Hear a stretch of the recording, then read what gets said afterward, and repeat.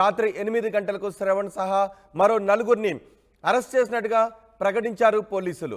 బహదూర్పురాలోని ఓ polling బూత్లో రిగ్గింగ్కి పాల్పడుతున్నారంటూ వీడియోను viral చేసిన కేసులో శ్రవణ్ కుమార్ని అరెస్ట్ చేశారు. అయితే అది 2022లో బెంగాల్లో బహదూర్పురా అనే ప్రాంతంలో రిగ్గింగ్కు సంబంధించిన వీడియోగా ఈసీ తేల్చింది. నిన్న సాయంత్రం తన ఆఫీస్లో ఉన్న శ్రవణ్ను బలవంతంగా కారులో ఎక్కించుకొని మఫ్టీలో ఉన్న పోలీసులు తీసుకువెళ్లారు. మిగిలిన వారిని కూడా వేర్వేరు చోట్ల అదుపులోకి తీసుకున్నారు పోలీసులు. కార్పొరేటర్ శ్రవణ్తో పాటు వారంతా కిడ్నాప్ అయినట్టుగా ప్రచారం జరిగింది. శ్రవణ్ కిడ్నాప్ పై ఆయన కుటుంబ సభ్యులు, పార్టీ కార్యకర్తలు ఆందోళన వ్యక్తం చేశారు. శ్రవణ్ కుమార్ను కొందరు దుండగులు కిడ్నాప్ చేశారని ఆయన తండ్రి మల్కాజ్గిరి పోలీస్ స్టేషన్లో ఫిర్యాదు చేశారు. శ్రవణ్ ఆఫీస్కు సమీపంలోని సీసీ ఫుటేజ్ను పరిశీలిస్తే వారు మఫ్టీలో వచ్చిన పోలీసులుగా గుర్తించారు. మీరు ఆర్టీవీ స్క్రీన్ పైన చూస్తున్నారు కార్పొరేటర్ శ్రవణ్ కుమార్ని మఫ్టీలో వచ్చిన పోలీసులు తీసుకువెళ్తున్న దృశ్యాలు. కానీ ఆ దృశ్యాలు చూస్తుంటే ఎవరూ కూడా పోలీసులు తీసుకువెళ్లారు అని అనుకోరు. చాలా చోట్ల చాలా సందర్భాల్లో పోలీసులు ఈ విధంగా ప్రవర్తిస్తున్నారు. నిజానికి అనుమానం ఉన్నప్పుడు కానీ కొన్ని సందర్భాల్లో పోలీసులు అరెస్ట్ చేయడానికి అవకాశం ఉంటుంది, అరెస్ట్ చేయొచ్చు. కానీ అరెస్ట్ ప్రొసీజర్ మాత్రం చట్టబద్ధంగా పోలీసులు ఫాలో అవ్వట్లేదు అనే ఆరోపణలు ఉన్నాయి. ఇక్కడ పోలీసులు అందరూ మఫ్టీలో వచ్చారు, కనీసం ఆ కారు పైన పోలీస్ అనే స్టిక్కర్ కూడా లేదు. వాళ్ళంతా శ్రవణ్ కుమార్ను అరెస్ట్ చేసి తీసుకువెళ్తున్నారు. నిజానికి అరెస్ట్ ప్రొసీజర్ని ఫాలో అయ్యేటప్పుడు, అదుపులోకి తీసుకునేటప్పుడు కుటుంబ సభ్యులకు కానీ స్నేహితులకు కానీ ఫోన్ చేసుకునే అవకాశం ఇవ్వాలి. కానీ సాధారణంగా చాలా అరెస్టులో అలాంటి ప్రొసీజర్ని ఫాలో అవ్వట్లేదు. అందుకే ఆ అరెస్ట్ జరిగినప్పుడు అది కిడ్నాప్ ఏమో అని భయపడే పరిస్థితులు అక్కడ చోటు చేసుకుంటూ ఉన్నాయి.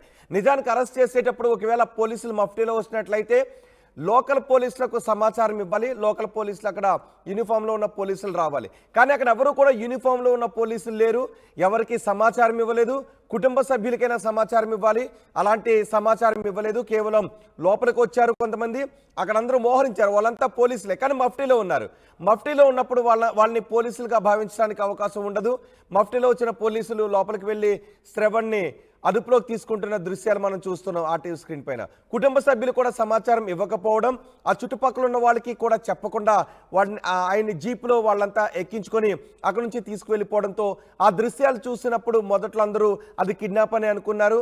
కానీ అది పోలీసులు దాన్ని పరిశీలించి ఇది పోలీసులు తీసుకువెళ్ళిన చర్య అని వాళ్ళు గుర్తుపట్టగలరు. కాబట్టి లోకల్ పోలీసులు కూడా ఆ దృశ్యాలు చూసిన తర్వాత ఇది పోలీసులు అరెస్ట్ చేసి తీసుకువెళ్లారు శ్రవణ్ కుమార్ని అని ఆ తర్వాత చెప్పడంతో రాత్రి 8 గంటలకు ఇది అరెస్ట్గా తేలింది.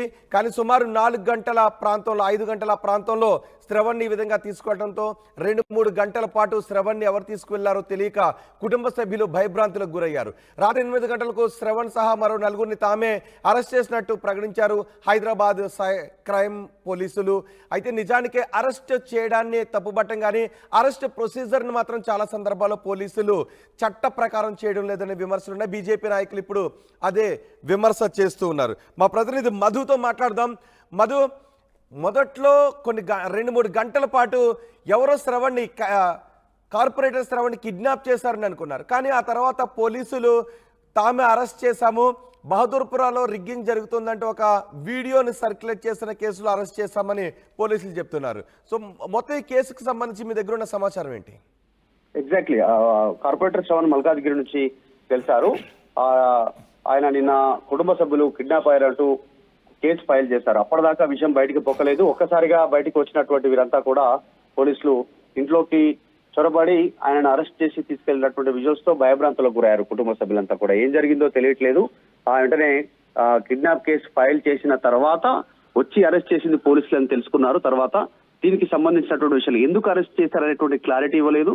ఒకవేళ ఆయన ప్రజాప్రతినిధిగా ఉన్నారు, కార్పొరేటర్ గా కొనసాగుతున్నారు దగ్గర నుంచి, ఇది అరెస్ట్ చేసేటువంటి విధానం ఇది కరెక్ట్ కాదనేటువంటిది వాళ్ళు మొదటి నుంచి ఆరోపణ చేస్తా ఉన్నారు. ముఖ్యంగా బీజేపీకి సంబంధించిన నాయకులు దీన్ని తీవ్రంగా తప్పుపడతా ఉన్నటువంటి సిచ్యువేషన్ ఉంది. ఏదైనా కేసు ఉంటే ముందే 41 CRP కింద నోటీస్ ఇచ్చి అరెస్ట్ చేయొచ్చు. రమ్మని చెప్పినా కూడా ఆయన రావడానికి సిద్ధంగానే ఉంటారు. కావాలని ఒక బయట వ్యక్తులను, ఇప్పుడు పీడీ యాక్ట్ ఉన్నటువంటి వాళ్ళని, సమాజంలో కొన్ని అరాచక శక్తులు చేసేటువంటి వారిని, అలాంటి వారిని ఎలా అరెస్ట్ చేస్తారో అలా అరెస్ట్ చేసేటువంటి ప్రయత్నం చేస్తారు. గత ప్రభుత్వం ఏ రకంగా అయితే వ్యవహరించిందో ఇప్పుడు ఉన్నటువంటి ప్రభుత్వం కూడా అదే రకంగా అదే ధోరణిని అవలంబిస్తా ఉంది. ఇది కరెక్ట్ పద్ధతి కాదు అనేటువంటిది బీజేపీ నాయకులు ఆరోపిస్తున్నారు. ముఖ్యంగా కుటుంబ సభ్యులు వారు ఆందోళనకు గురయ్యారు. ఎక్కడికి వెళ్లారు, ఎవరు తీసుకెళ్లారు, ఎందుకోసం కిడ్నాప్ చేశారు అనేటువంటిది ఆందోళన చెందారు. తర్వాత పోలీసులు అరెస్ట్ చేశారని తెలిసిన తర్వాత కాస్త ఉపశమనం పొందారు. చివరికి పోలీసులు ఇదే కేసులో నలుగురిని బహదూర్పుర పిఎస్ సంబంధించినటువంటి విషయంలో హైదరాబాద్ కి సంబంధించినటువంటి పార్లమెంట్ ఎన్నికల్లో దొంగ ఓట్లు వేస్తా ఉన్నారు. రూము క్లోజ్ చేసి ఒకే వ్యక్తి పదే పదే ఓట్లను ఎంఐఎం పార్టీకి వేస్తా ఉన్నారు అనేటువంటిది ఒక వీడియోని సర్క్యులేట్ చేశారు. ఆ వీడియో భారీ ఎత్తున సర్క్యులేట్ అయింది. ఆ వీడియోను కూడా BJP corporator Shravan Kumar circulate చేశారు, ఒక దగ్గర పోస్ట్ చేశారని తెలుసుకున్న తర్వాత కేసు ఫైల్ చేసినట్టుగా తెలుస్తా ఉంది. ఒక వ్యక్తే కాదు, శ్రవణ్ తో పాటు మొత్తం 4 వ్యక్తులు ఉన్నారు. నాంపల్లికి సంబంధించినటువంటి మరొక కొద్ది మందిని కూడా దీంట్లో అరెస్ట్ చేశారు. అరెస్ట్ లో భాగంగా ఈయనను కూడా తీసుకెళ్లినట్టుగా ప్రస్తుతం పోలీసులు ధృవీకరించారు. ఈయన పైన కేసు అయితే ఫైల్ అయింది. రీసెంట్ గా చూసాం సోషల్ మీడియాలో పోస్టులకు సంబంధించి తెలంగాణలో పలు కేసులు ఫైల్ అవుతా ఉన్నాయి.